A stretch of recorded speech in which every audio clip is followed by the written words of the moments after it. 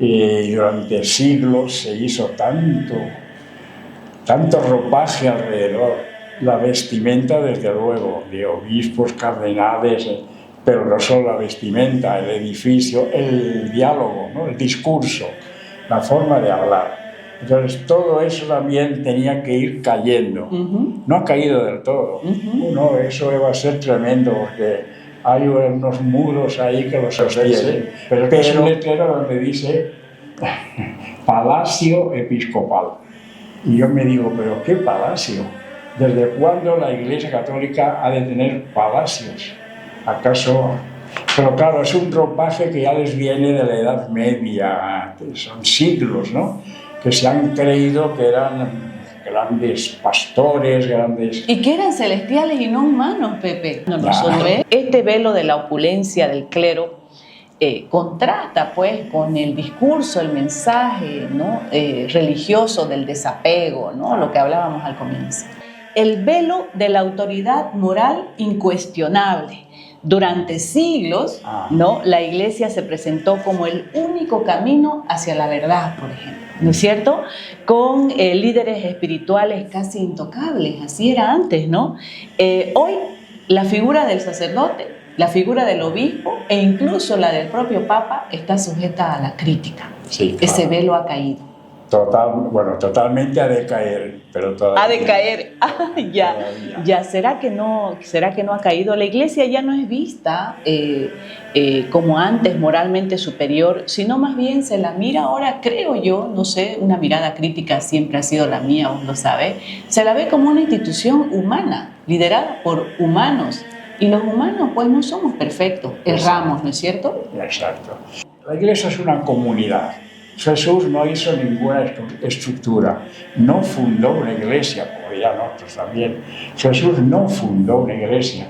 Jesús tenía 12 amigos, amigas también, que lo dicen mucho, pero buenas amigas, así como tú y yo aquí somos amigos, y con ellos iban hablando y les iba dando enseñanzas, formas de vida. Y cuando se fue, pues los que quedaron, los 12, 11, porque Judas les falló un poco, pero entonces dijeron, oiga, ¿qué hacemos? También no sabían qué hacer, pero perjudicó porque hace que la Iglesia ya no sea tanto la palabra de Jesús, sino la organización, Otro velo que ha caído, pero este velo ha caído en medio de escándalos muy dolorosos, Pepe. Es el velo del silencio y el encubrimiento. Sí. Durante décadas, quién sabe, yo decía siglos, abusos sexuales cometidos por miembros del clero fueron sistemáticamente encubiertos. Ese velo comenzó a caer con investigaciones periodísticas en Estados Unidos, en Europa también, en Chile aquí, en Bolivia últimamente, en estos últimos... Entonces la idea era esa. Y sigue siendo cada vez más. No era la abolición completa del celibato, sino la autorización de la Iglesia para que se casen y puedan ser sacerdotes. Eso es imposible ahorita. Hoy por hoy imposible. Por ejemplo, tenemos una obispa muy buena, una mujer. ¿Obispa, mujer? Obispa, casada. ¿Pero acaso no es prohibido? No, por eso. Lo que pasa es que también hay gente más de avanzada o de lucha o contestataria, como tú quieras decir, y dicen, bueno, ¿por qué tengo que pedir permiso yo? Si el Señor nos llamó y tal. Bueno, hay un grupo, y conozco en Galicia, hasta quien quiera ir a Galicia de visitante, que no vaya solamente a ver Santiago de Compostela, sino que vaya que busque, si quiere, a la obispa. Y hay varias obispas, no solamente hay una. ¿Y la Iglesia en su jerarquía reconoce ese obispado? No. Durante siglos, la Iglesia Católica ha sido una de las instituciones más poderosas e impenetrables del mundo, con millones de fieles, con jerarquías complejas, con dogmas inamovibles. La Iglesia Católica ha moldeado conciencias, ha dictado conductas y también ha silenciado voces en su historia. Es decir, ha tenido sombras, sin desmerecer, por supuesto, las luces que ha tenido. Pero en los últimos años, algunos de esos velos han comenzado a caer. Escándalos, contradicciones internas, abusos encubiertos y reglas que parecen más humanas que divinas han puesto en entredicho la autoridad moral del Vaticano. Hoy, aquí donde las historias cuentan vidas y las vidas cuentan historias, conversaremos con un ex sacerdote que hace muchos años colgó la sotana, se enamoró, se casó e hizo su vida cristiana, claro, pero alejada de los púlpitos. Es muy grato para mí presentar a José Ros Izquierdo, un catalán que llegó a Bolivia hace muchos años, en la década de los 60, si no me equivoco, seguramente él ya nos los va a aclarar. Bueno, José, Pepe, como lo conocemos, llegó con una misión religiosa a Bolivia, una misión religiosa de servicio y toda su vida dio un giro y cambió. Hoy conversaremos con él. Estoy con Pepe Ros. ¿Qué tal, Pepe? ¿Cómo estás? Muy bien, Gisela, gracias por invitarme. Gracias por recordarme lo del servicio. Sí. Porque hay que seguir siendo servidores. O sea, dejaste tal vez una profesión que tenías, pero continuaste siendo un hombre de servicio. Sí, así claro. Se puede interpretar, ¿no es Porque cierto? todo cristiano tiene que servir. Cristiano, sea luterano, evangélico, católico, yo soy católico, pero el servicio es para todos. Jesús dice también eso, ¿no? No vine a ser servido, sino a servir. Entonces, yo me casé, cambió mi forma de servir, pero traté de seguir sirviendo. Excelente, muy buena aclaración. Te agradezco mucho. Bueno, Pepe, en la introducción de este episodio de La Máquina de Escribir, he anunciado que vamos a conversar una buena parte de nuestra charla sobre la Iglesia Católica. Y además has traído aquí, que seguramente me lo vas a compartir, y también dije que la Iglesia Católica es una de las instituciones más poderosas, impenetrables también, del mundo.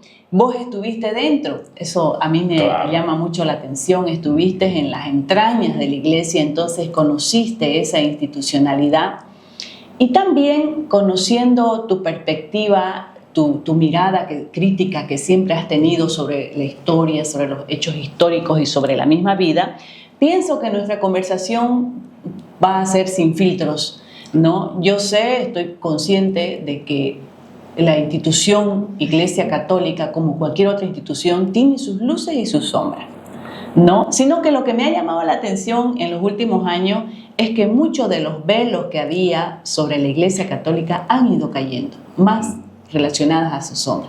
Quisiera que conversemos sobre esto. Está bien. Bueno, y está bien que caigan, sobre todo que caiga aquello que impide conocer más de cerca lo que de verdad ha de ser la Iglesia Católica. Durante siglos se hizo tanto ropaje alrededor, la vestimenta desde luego, de obispos, cardenales, pero no solo la vestimenta, el edificio, el diálogo, ¿no? El discurso, la forma de hablar. Entonces todo eso también tenía que ir cayendo. No ha caído del todo. No, eso va a ser tremendo porque hay unos muros ahí que lo sostienen, pero bastante se ha intentado al menos. Por ejemplo, el Papa, ya empezó el Papa Juan XXIII, hace tiempo, en los años 60, ¿no? Con el Concilio Vaticano II. Pero murió él y otra vez llegan otros, vuelve el ropaje, hasta que llegó este gran hombre llamado Francisco. Que no se llamaba Francisco, se hizo llamar en recuerdo del gran Francisco de Asís, ¿no? Entonces, lo que quiso es la sencillez en la Iglesia. Qué sé yo, donde yo vivo ahora, por ejemplo, me molesta tanto ir a la catedral y ver que en la casa del obispo hay un letrero. En la tuya aquí he visto que no tiene ningún letrero, pero allá no hay como perderse, pero es que es un letrero donde dice Palacio Episcopal. Y yo me digo, ¿pero qué palacio? ¿desde cuándo la Iglesia Católica ha de tener palacios? ¿Acaso? Pero claro, es un ropaje que ya les viene de la Edad Media, son siglos, ¿no?, que se han creído que eran grandes pastores, grandes... Y que eran celestiales y no humanos, Pepe. Ya. ¿No es? Sí. Bueno, vamos a ir, yo me anoté velo por velo más o menos para ir intercambiando. Muy bien. A ti te influyó el velo también porque fuiste al Vaticano una vez. Sí, fui al Exacto. Vaticano, conocí al Papa. Yo fui y no me puse velo. No, yo también no me puse, ya sabes cómo soy. Bueno, Pepe, te decía, te mencionaba algunos velos que me fui anotando que han ido cayendo. Por ejemplo, el velo de la autoridad moral incuestionable. Durante siglos, ¿no?, la Iglesia se presentó como el único camino hacia la verdad, por ejemplo, ¿no es cierto? Con líderes espirituales casi intocables, así era antes, ¿no? Hoy, la figura del sacerdote, la figura del obispo e incluso la del propio Papa está sujeta a la crítica. Sí, claro. Ese velo ha caído. Totalmente ha de caer, pero todavía... Ha de caer, ya. ¿Será que no ha caído? La Iglesia ya no es vista como antes, moralmente superior, sino más bien se la mira ahora, creo yo, no sé, una mirada crítica siempre ha sido la mía, vos lo sabés, se la ve como una institución humana, liderada por humanos. Y los humanos, pues, no somos perfectos, erramos, ¿no es cierto? Exacto. Y así ha de ser. O sea, todos somos humanos. Y dentro de esa humanidad, como te decía, cada uno debe ver cómo trabaja, qué hace por los demás y tal. Pero nada de que sea ni perfecto ni mejor. Yo recuerdo cuando llegué a Bolivia, yo daba la mano a alguien y que me la querían besar. ¿Porque eras un sacerdote? Exacto, yo era sacerdote.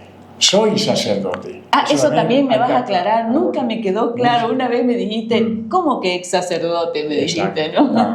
Bueno, pues entonces había la tradición, pero hablo de los años 60, ¿sí? Sí. No sé cómo inculcaron todo ese respeto, que un padrecito no daba la mano así, sino que la daba así, para que ya le besaras. Y yo daba la mano así y me la doblaban. Pero todo eso es un detalle nomás. Pero un detalle que te da a entender cómo se introdujo que el sacerdote es algo especial y que se le tiene que tener un respeto especial, no digamos a un obispo, que ya era, pero todo eso también, lo comenté antes, fue cayendo a partir de los años 60 y cayó más, o debería haber caído más, cuando ya fue nombrado Papa Francisco, el Papa Gaucho, el Papa que llegó así de la ultra... lo más alejado, ¿no? Me decía, fueron a buscar allá lo más lejos posible a un papa en vez de buscarlo como siempre hacían en Europa. Entonces todo eso ha ido cayendo y tiene que caer. Al fin y al cabo, la iglesia es una comunidad. Jesús no hizo ninguna estructura, no fundó una iglesia, como dirán otros también. Jesús no fundó una iglesia. Jesús tenía 12 amigos, amigas también, que lo dicen mucho, pero buenas amigas, así como tú y yo también somos amigos, y con ellos iban hablando y les iba dando enseñanzas, formas de vida. Y cuando se fue, pues los que quedaron, los 12, 11, porque Judas les falló un poco, pero entonces dijeron, oigan, ¿qué hacemos? También no sabían qué hacer. Nadie dijo, aquí hay unos estatutos como ahora, unos reglamentos, no, ¿qué hacemos? Y dijeron, bueno, nos reuniremos como amigos, como hermanos. Y de ahí fue comenzando lo que sería la comunidad, ¿no? Una comunidad de gente que cree, que recuerda los evangelios, que también cuando los leen en la misa, y los evangélicos, igual los evangelistas son más exagerados que los católicos, con todo el respeto. Los evangelios, nadie les dijo, esto es el evangelio. Ellos iban hablando y luego recordando, como si de aquí a 2 meses, yo ya me habré ido de Bolivia otra vez, y tú recordaras, oye, el Pepe nos dijo eso y lo escribes. No soy tan importante, por tanto no lo escribirás. Pero fue un poco la forma de decir, aquel hombre que nos enseñó, nos decía eso y tal y cual, y lo apuntaban. Y después, cuando uno viajaba, yo ahora me voy a Cochabamba, lo que mira La Paz, pues llevaban lo que habían escrito y se lo decían a otros. Eso nos dijo Jesús y ahí fue comenzando todo. Ya. Los 2 primeros siglos fue iglesia, comunidad. Okay. Después ya empezó iglesia, estructura. Ah, ya, la institucionalidad. La institucionalidad. Y eso sí perjudicó mucho. Sí, total. Porque ahí, claro. Bueno, ¿y por qué perjudicó mucho, Pepe? Porque finalmente quienes hicieron la estructura eran humanos, pues. Claro. Y no es perfectible, no es perfecto. Pero el humano también aspira, Ajá. digamos, por ejemplo, a tener más. Sí. A tener más. Sí. Uno que esté de profesor, catedrático, lo que sea, bueno, tratará de tener mejor, vivir mejor. El humano busca también eso, su beneficio, digamos. Entonces también la estructura de la iglesia se fue organizando porque había que tener más y más seguridad. Como a veces los perseguían y demás, pues ¿dónde nos guardamos? Entonces la iglesia, la estructura, el templo. Jesús había dicho, destruid ese templo. Yo después lo transformaré de nuevo. Pero perjudicó porque hace que la iglesia ya no sea tanto la palabra de Jesús, sino la organización. Y no tenemos por qué pensar en organizaciones. En una organización hay secretario de actas, secretario de tal. No, en la iglesia no tendría que haber secretarios. No tendría que haber... los obispos, pues con los respetos aquí al obispo de Santa Cruz, ya no lo he conocido. Yo cuando estaba acá estaba Monseñor Terrazas, pero era siempre una estructura. Y el Papa Francisco lo fue a visitar a él. Y también me acuerdo que con la idea de que un papa no sé qué es, bueno, Terrazas le ofreció su dormitorio. Y el papa dijo, bueno, cada uno está en su cuarto, yo vengo a visitarles. Me basta una cama, un lugar donde descansar. Como que Francisco quería romper ese tema de las jerarquías y las estructuras. La estructura, de todo eso. Pero la estructura es sólida como una piedra en la Iglesia Católica. Bueno, algo se hizo. También, yo también tengo que reconocer de lo que conozco. No diré maravillas, porque cuando uno ya está afuera, siempre van a decir, claro, como ese ya no... Por ejemplo, tú me decías, yo fui a Roma, tú también fuiste. Sí. Yo fui con otro motivo, allá al Vaticano. Yo lo que veía era espantoso, porque uno veía edificios, construcciones, jerarquías, la policía interna, la Guardia Suiza. Sí, yo quedé espantada igual. Es que era para espantarse, porque uno entraba y se les ponían firmes. Madre mía. Y yo decía, pensar que Jesús iba por el desierto, iba caminando con sandalias. Nada que ver. Entonces la estructura se ha mantenido, pero algunos intentan hacer. No es fácil. Cuando aquí en Bolivia, hace años también, si alguno recuerda a Luis Espinal, pues también un sacerdote que luchó por todo eso, pero lo mataron. Sí. En El Salvador, un obispo muy bueno como Monseñor Romero lo mataron. No les gusta, el poder no les gusta que tenga la gente, que tenga la autoridad, que sea más sencilla. O que encuentre empatía con el resto, ¿no es cierto? Tiene que haber esa diferencia, esa superioridad, ¿no es cierto? El Papa, yo lo que tengo es el libro que se llama, es la autobiografía de él mismo. ¿Él la escribió? Sí. Ayudado con alguien, supongo, porque él tampoco era un literato. Sí. ¿No?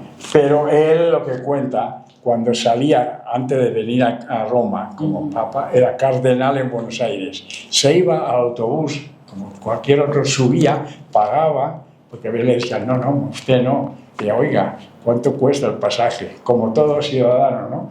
Entonces él fue haciéndose lo más posible. No le dejaban ser más igual con la gente. Y por eso el día que salió nombrado Papa, lo primero que hizo en el balcón, primero fue no ponerse ropajes, como había siempre, saludar con todo cariño a la gente y ya dijo, buenas noches. Y la gente se volvió loca porque siempre estaban acostumbrados a que un papa solo saque la mano. Bendiciones, eso nomás. Y él dijo, bueno. Qué interesante. Sí. Ya, Pepe, a ver, vamos a ir por el siguiente velo. Convenimos entonces de que este velo de la autoridad moral incuestionable prácticamente está cayendo con todas las críticas públicas que se hacen de la misma sociedad, instituciones, incluso en algunos casos de los estados, ¿no? Sí. Yo digo que debería caer, no pienso que esté cayendo Ya. tanto. ¿Sí? Ya. Wow. Lo que también pasa es que la gente se encarga de hacerlo caer. Antes había colas, me imagino, en un confesionario para ir a confesar. Yo cuando entro a alguna iglesia a ver cómo va, está bien vacío esa cajita que hay. En el año 71, con el golpe de Banzer, el confesionario fue muy útil porque los helenos que estaban perseguidos, ahí metieron las armas. Los perseguían. Para eso sirvió. Sí, pero sabía que los mataban. Y entonces corriendo entraron a la iglesia, echaron fusiles, lo que sea, y se ocultaron. Bueno, fue útil. Alguno que también vaya a confesar sus pecados, si es que lo siente, pues podrá ser. Pero los velos esos todavía... Todavía están por ahí. Bueno, están. muy buena anotación.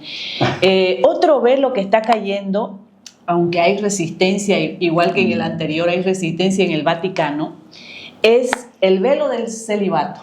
Oye, ¿no? Eso ya es. El celibato como una vocación sagrada, porque así es como se lo plantea, ¿no es cierto?, en la iglesia. Y sobre este velo, Pepe, podemos conversar largo con vos, con esa experiencia que alguna vez nos has comentado. Siendo sacerdote, entiendo, te atreviste a ir al Vaticano, imagínate semejante atrevimiento con tu propuesta para la abolición del celibato, ¿no es cierto? Para que dieran permiso, para que autorizaran que se haga diácono y luego sacerdotes a unos campesinos aymaras. Eso debió sonarles, primero que aymaras... O sea, ¿eran dos propuestas o qué? Sí, el camino era una iglesia aymara. Ya. O sea, estábamos trabajando en Altiplano, el obispo era aymara, cosa que ya no creo que exista tanto. Entonces la iglesia, el obispo había hecho todo en aymara, cantos aymaras, tal. Y dijimos, bueno, ¿y por qué no de haber diáconos aymaras, casados con la esposa, tal, y si se puede, sacerdotes? Hicimos un proyecto, un escrito, y viajamos, el obispo, y fui yo con él. No sé por qué, pero fui con Ademar Esquivel, un gran obispo que después aquí fue alejado. Entonces la idea era esa. Y sigue siendo cada vez más. No era la abolición completa del celibato, No. sino la autorización de la iglesia para que se casen y para que puedan ser sacerdotes. Ah, ya, ok. Eso es imposible ahorita. Hoy por ahí imposible. Pero hay, lo que no se comenta mucho tampoco, y no sé aquí ahora, como ahora estoy viviendo allá en España, por ejemplo, tenemos una obispa muy buena, una mujer. ¿Obispa, mujer? Obispa, casada. ¿Pero acaso no es prohibido? No, por eso. Lo que pasa es que también hay gente más de avanzada o de lucha o contestataria, como tú quieras decir, y dicen, bueno, ¿por qué tengo que pedir permiso yo si el Señor nos llamó y tal? Bueno, hay un grupo, y conozco en Galicia hasta allá. Quien quiera ir a Galicia de visitante, que no vaya solamente a ver Santiago de Compostela, sino que vaya que busque, si quiere, a la obispa. Y hay varias obispas, no solamente hay una. ¿Y la iglesia en su jerarquía reconoce ese obispado? No, claro que no. Sí. Claro que no. ¿Ves? Fíjate, estás poniendo en el papel también de lo oficial. Claro, no lo reconoce, pero la obispa ordena sacerdotes y pueden ser sacerdotisas también. Ah, sí. Claro. Y el obispo, cuando pone las manos sobre la persona, tal, pues ya le dice, tú serás sacerdote. Entonces la obispa está allá. Tienen reuniones a nivel de España, de América Latina, pero siempre son minorías también, hay que decir. Y esas minorías, si uno habla mucho, como ahora estamos hablando, pero luego alguien va a decir, ¿dónde estará esa minoría que le vamos a dar palo? Se llama Moseo, el grupo. Ah, ya. Es un movimiento que nació hace 30 años ya. ¿En España solamente o es a nivel mundial? Aquí también en América Latina. También. Ahora en Bolivia tengo que buscar ¿Qué quiere con una decir? lupa a ver si consigo. ¿Qué quiere decir museo? Museo es el movimiento del mo, por el celibato, museo optativo. Ah. O sea, la idea, tampoco no son tan que sean malos estas personas, son buena gente, buenísimas. Es un movimiento que nació hace ya 30 años, como digo, y que decían, tiene que ser optativo, opcional. Usted quiere estar célibe, siga, si es feliz así. Usted se quiere casar, bueno, pues cásese. Más vale casarse que abrazarse, dijo un día San Pablo. Claro, sí. Claro. Museo se llama. Pero no creo que aquí en Bolivia tal vez haya alguno o algún simpatizante y que si ve esto, nos oye, diga, bueno, muy bien, pero que sigan, que me dejen tranquilo. Claro, yo lo que no puedo entender, Pepe, es por qué la Iglesia se cierra tanto en esto, cuando ha tenido escándalos en temas amorosos, ¿no? Incluso sacerdotes que hasta han hecho su familia, pero su familia está escondida y todas esas cosas, ¿no? Entonces, no entiendo por qué se cierra tanto, no me cuesta comprenderlo. ¿Por qué se cierra tanto? Porque, a ver, señores, ábranse, yo voy a tomar. Bueno, mientras tomas tu agüita, Pepe, es cierto que no tengo por qué preguntarte esto, porque finalmente vos lo planteaste y allá se cerró, ¿no es cierto? Sí. Pero por esta explicación que me das y esta organización que desde hace 30 años plantea esta situación de que sea optativo el celibato. Optativo, entonces, puedo deducir de que este velo, a pesar de la dureza y la radicalidad del Vaticano, está cayendo. Está cayendo, ¿No porque son muchos, claro. Para muchos puede que haya 800, 1000, pero eso en el conjunto de todos los miles que hay en la Iglesia, pero está cayendo. Al menos hay ese intento. Pero ahora mismo, el próximo mes, va a haber un congreso en España del Museo.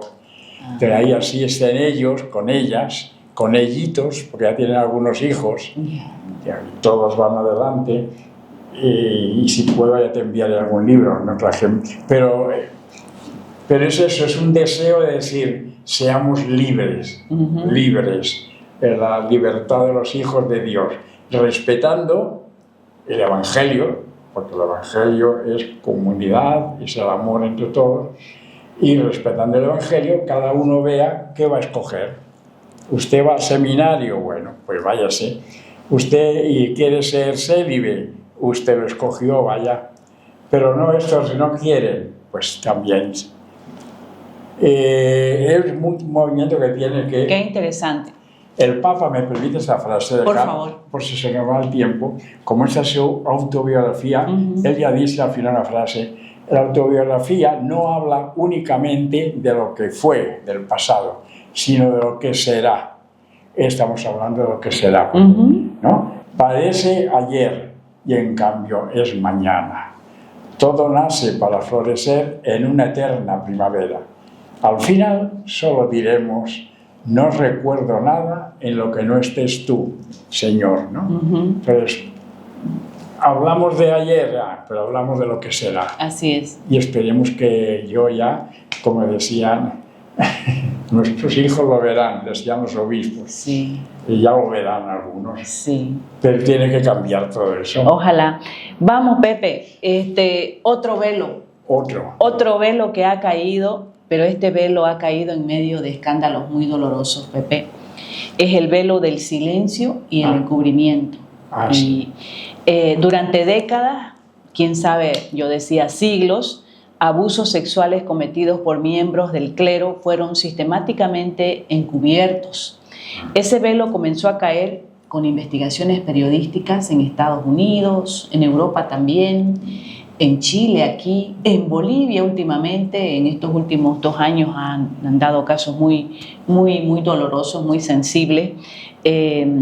Pero creo que este velo empezó a caer, incluso hay el pedido de perdón del Papa Francisco, ¿no es cierto? Y el Papa anterior también. Correcto, sí. Se estuve investigando y evidentemente no es solo Francisco. Comenzó con él, yo creo que vio que se le caía tal velo encima, o tal eso, y se decía, se retiró. Fue cuando dijo, yo ya no estoy para aguantar todo eso. Y ya entró Francisco, que también le cayó otro regalito. Sí.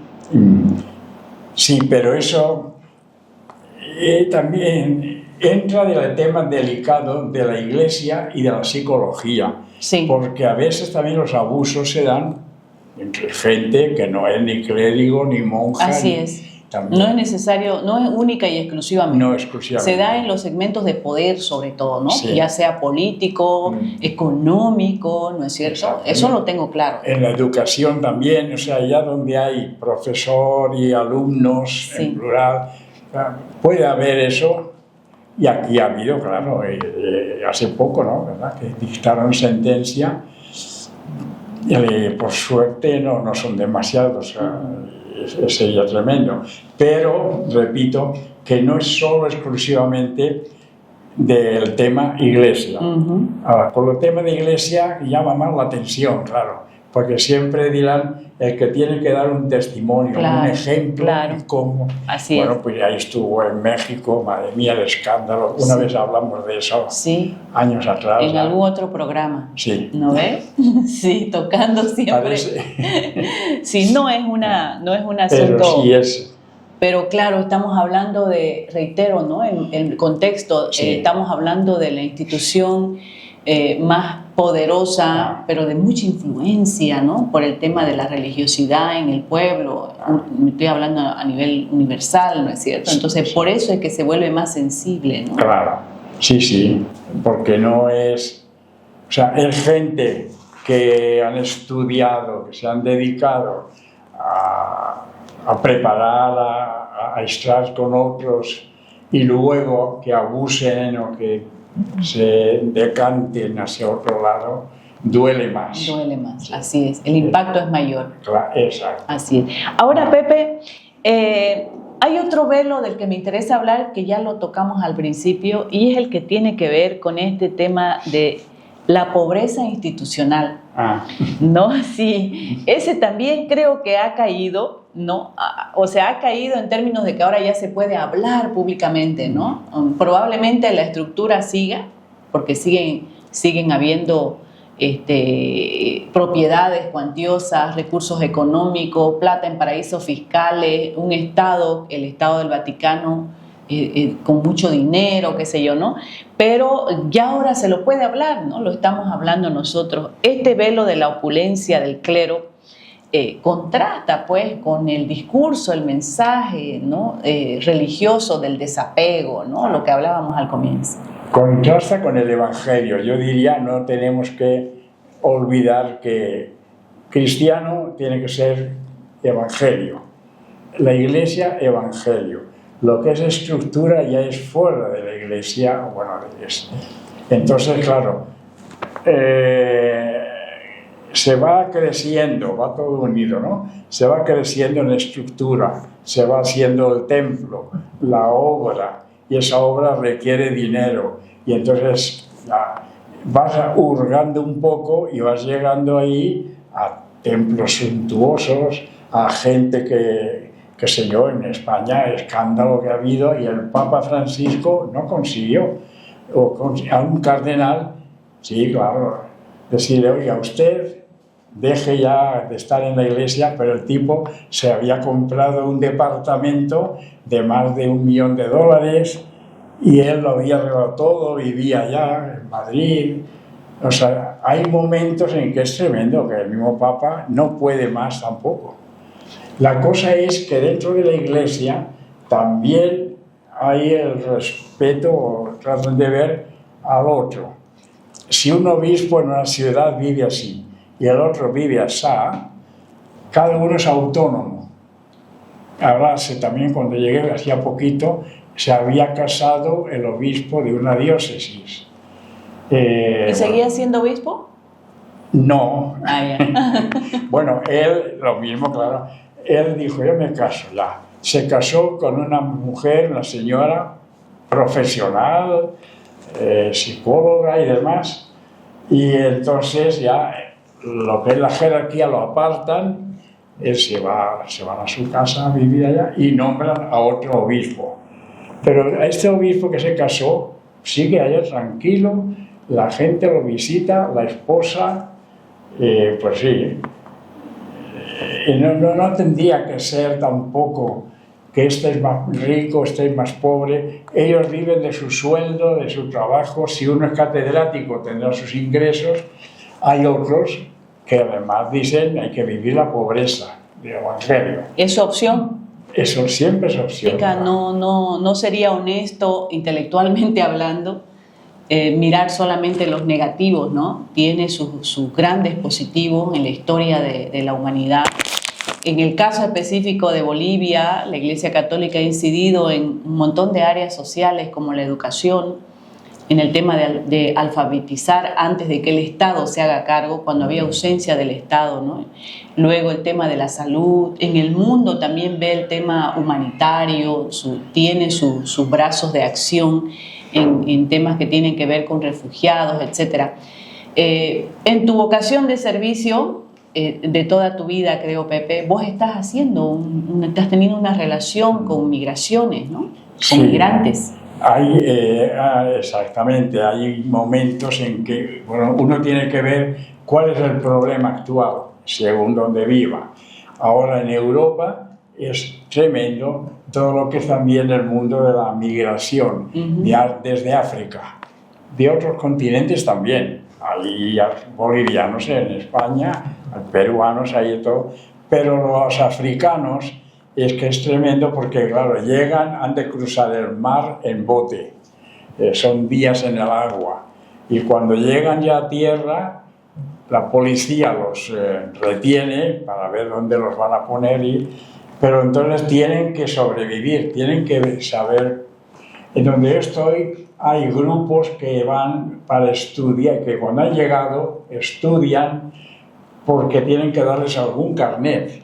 Si yo tengo alumnos que son de Nigeria o de Ghana, estos llegan con mucha gana, de Marruecos desde luego, entonces han sufrido caminando meses, a veces por el desierto, tienen que cruzar el océano, el mar Mediterráneo. El Papa dijo ya que el Mediterráneo era el cementerio más grande que había en Europa para los negros, porque tantos mueren ahogados.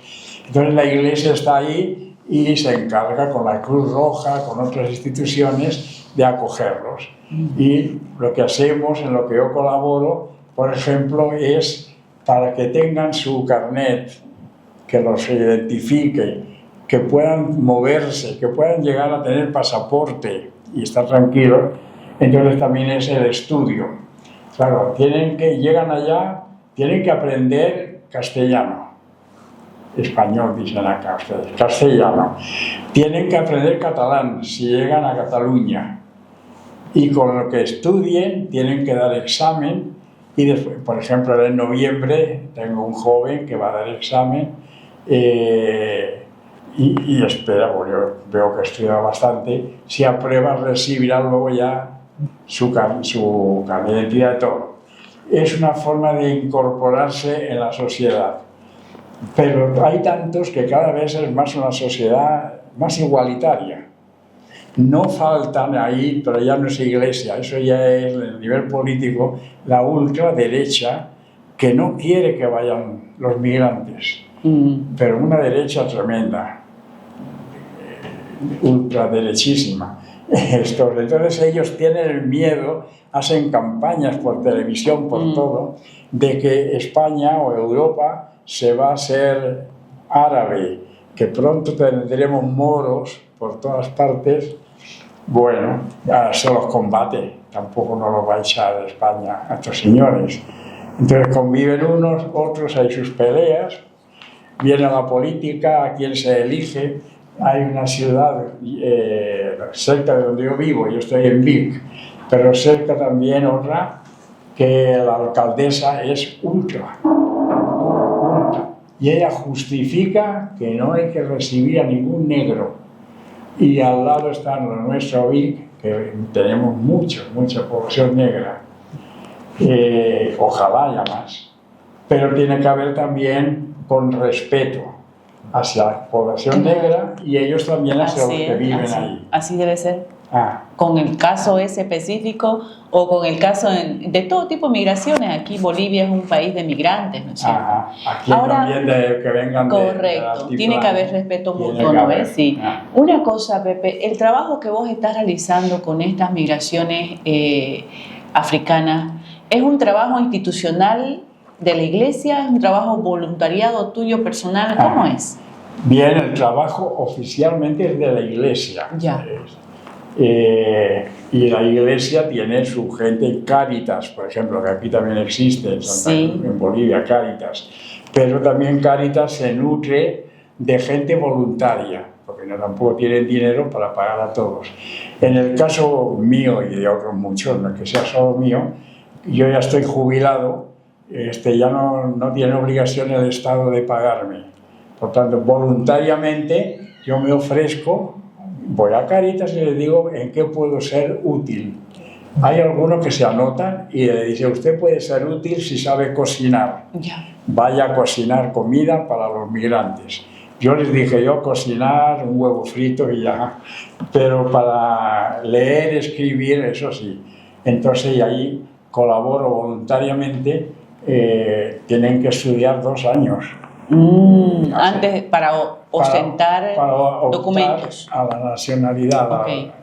Sí, claro. Entonces, ¿vos sos profesor? Profesor voluntario. Yo nunca diría profesor. Una chica me dice, profe. Le digo, no, yo no soy tu profe, soy tu amigo. Nada más, pero profesor. ¿Y qué compartes con ellos? ¿En qué les ayudas? En que tienen que aprender la lengua y luego tienen que aprender también lo que es la sociedad, un poco también la parte política. Si llegan a España tienen que saber qué es un congreso, qué son los diputados. Está bien. Tienen que votar, no, ellos no pueden votar porque han llegado, pero el día que tengan la nacionalidad podrán votar igual. Entonces es un poco ciudadanía, que entren dentro de la ciudadanía global. Y hay gente de entre ellos también que ahora ya son locutores de televisión, por ejemplo. En un canal sobre el catalán y tú ves una negrita hablando en catalán perfecto, mejor que yo. Y hace el informativo en catalán y todo, muy buenas. Y luego hace programas en que él se burla a los españoles. Porque dice, el otro día fui por allá y me dijeron, negro, negro. Y ya me di la vuelta y le dije, blanco, ¿qué quieres tú? Y se fue corriendo. Qué interesante, muy interesante, Pepe. Ya estamos llegando casi al final, pero no podemos despedirnos. Y tampoco no podemos dejar de hablar de este señor. Entonces vamos, adelante. Es que digo, no sé ya si habrá llegado a las librerías. Bueno, esta es la autobiografía del Papa. Sí, interesantísimo debe estar. Que interesa de él mismo con fotos, lo que hacía. Si te quedaba más tiempo me lo fotocopiaba. Mentira. Eso también me recuerda a la Gabriel, con respeto de la Gabriel, pero... Sí. Es que no ha debido llegar aquí, Pepe. Tal vez yo supongo que voy a averiguar. Habría que ver en la feria del libro. Sí. Tal vez menos, porque es más actual y es más caro o más gruesote, si quieres. Fotocopiar esto, pues... No, ese no. Porque es su...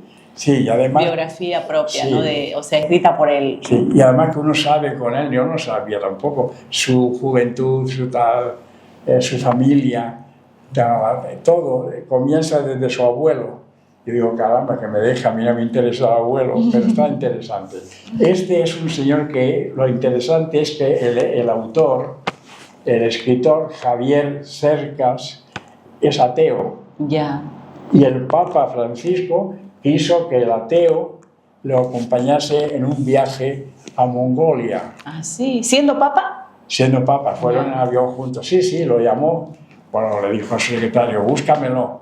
Y el Cercas, que es ateo, dijo yo nunca con la iglesia, pero como también se ganó mucho cariño el papa, también le interesaba al Javier Cercas qué podía decir un papa a los mongoles.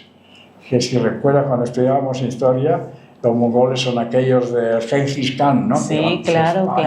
Sí. Pero son Lo que pasa es que hay poco gente bautizada o católica en Mongolia. Entonces el Papa, uno de los viajes que eligió fue ir a Mongolia. No a evangelizar, sino a conocer. Ya. ¿Y por qué el loco de Dios en el fin del mundo? Eso ya fue el título que le quiso poner el escritor. Pero loco de Dios porque realmente este hombre era loco, el Papa. Por eso también murió así. Porque nadie esperábamos que muriese. Esa enfermedad nunca sabes qué será, pero bueno, como que era un hombre dedicado a Dios, pero la locura esa, él le llamó así el loco de Dios. En el fin del mundo, porque en la Mongolia no va nadie. Normalmente agencias de viajes de turismo no ofrecen mucho. Viaje a Mongolia, ¿qué voy a hacer ahí? Tampoco ofrecen mucho viajes a Bolivia.